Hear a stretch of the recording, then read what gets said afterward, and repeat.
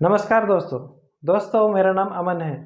दोस्तों, आपको और आपके परिवार के हर एक सदस्य को मेरे और मेरे चैनल गुरुजी की तरफ से नए वर्ष की हार्दिक शुभकामनाएं।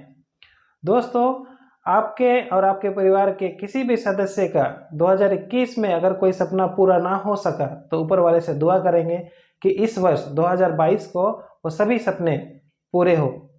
दोस्तों, हर किसी के पास दिन के 24 घंटे हैं। इसी 24 घंटे में किसी को प्यार करके पति बनने का शौक है, तो किसी को मेहनत और पढ़ाई लिखाई करके करोड़पति अरबपति बनने का शौक है।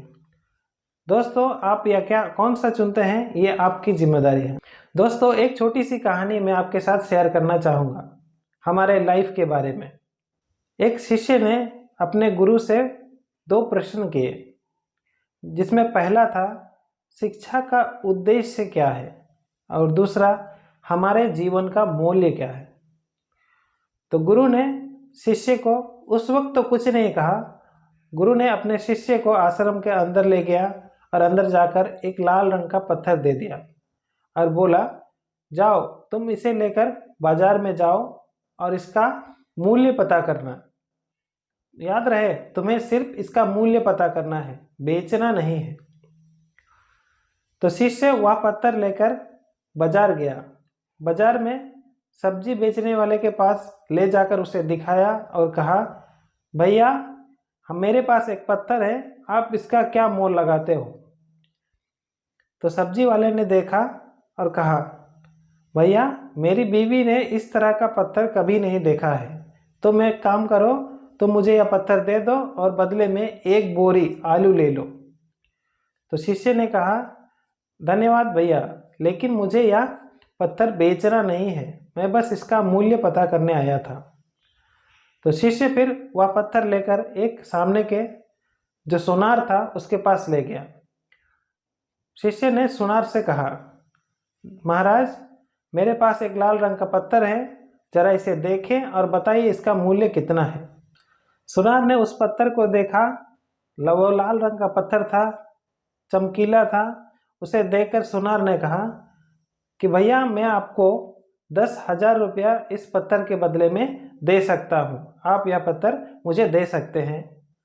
तो उस शिष्य ने कहा कि महाराज क्षमा कीजिएगा, मैं यह पत्थर बेच नहीं सकता, मैं बस इसकी कीमत पता करने आया था। शिष्य उस पत्थर को वापस लेकर अपने गांव के सबसे बड़े जोहरी के पास गया और उसे जाकर दिखाया। उसने उस पत्थर को जोहारी को दिखाकर बोला कि महाशय इस पत्थर का आप अनुमान लगा के कीमत बताइए कि कितना होगा। उस जोहरी ने उस पत्थर को देखा और भौचक्का रह गया। उसने उस पत्थर को अच्छी तरह देखा और कहा, बेटा तुम्हें यह पत्थर कहाँ मिला? ये तो एक नायाब पत्थर है जिसकी कीमत अनमोल है। मैं अपनी पूरी संपत्ति तुम्हें दे सकता हूँ इसके बदले, फिर भी इसका मूल्य मैं तुम्हें चुका नहीं सकूंगा। यह पत्थर बहुत ही अनमोल है। तो शिष्य ने वह पत्थर वापस लिया और उसे लेकर अपने गुरु के पास गया। गुरुजी के पास जाके सारा वृत्तांत बताया कि सब्जी वाले ने 1 बोरी आलू देने के लिए कहा और सुनार ने 10,000 रुपये देने के लिए कहा, और उस जौहरी जो था उस गांव का, उसने कहा कि मैं पूरी संपत्ति दे दूं, फिर भी इसका मूल्य मैं चुका नहीं पाऊंगा। तब गुरु ने उस शिष्य से कहा, ठीक हमारे जीवन का मूल्य भी इसी प्रकार है। तुम किस प्रकार अपने जीवन का मूल्य आंकते हो? उस सब्जी वाले के जैसे 1 बोरी आलू का, या उस सुनार के जैसा 10,000 रुपये का, या उस जौहरी के जैसा अनमोल? तो इसी प्रकार हमारा जीवन भी अनमोल है, उसका कोई मूल्य नहीं है। दोस्तों, अगले सवाल का जवाब शाम होने पर गुरुजी ने शिष्य को कहा कि अब तुम एक काम करो, तुम मेरे कमरे में जाओ, मेरे बिस्तर पर एक बुक रखी हुई है, उसे तुम लेकर आओ मेरे पास। शिष्य, अंधेरा था तो शिष्य अंदर गया, देखा कि बिस्तर पर तो सांप पड़ा हुआ है।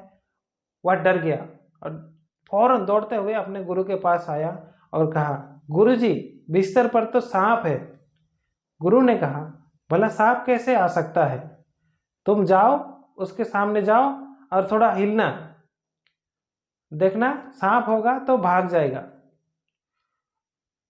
शिष्य डरते हुए अंदर गया, बेड के सामने थोड़ी दूर रुककर थोड़ा हिला, लेकिन सांप टस से मस नहीं हुआ। शिष्य फिर वापस आया और गुरु से कहा, शिष्य ने कहा, गुरुजी वह सांप तो वहां से हिल भी नहीं रहा है। तब गुरुजी ने कहा, तुम एक काम करो, या दीपक लेके जाओ, दीपक को देके सांप होगा तो भाग जाएगा। शिष्य दीपक पकड़ के अंदर गया। अंदर जाते ही उसने देखा कि बिस्तर पर तो रस्सी पड़ी हुई थी।